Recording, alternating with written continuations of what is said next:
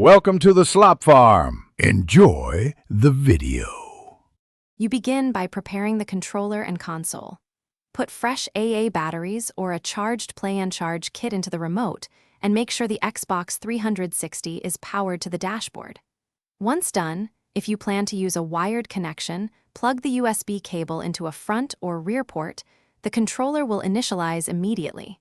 Make sure you can see the power ring light. If you're going wireless, locate the console's circular sync button near the memory card slots or faceplate to start the pairing process. You now perform the actual sync.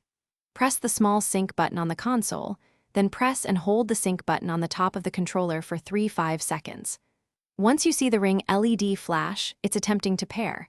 When a single quadrant remains lit, pairing succeeded. For a PC, plug the Xbox wireless receiver into USB, install the driver if prompted, then press the receiver button followed by the controller sync button. Make sure to stay within 3 meters and avoid heavy RF interference during pairing. You finish by validating the connection and applying fixes if needed. Go to the dashboard and test buttons, analog sticks, triggers, and vibration to confirm full function.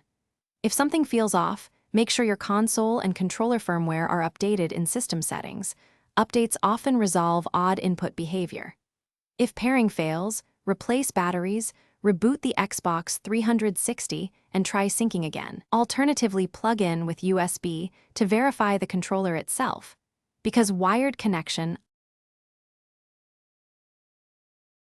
Thanks for watching. Consider subscribing if we helped you today.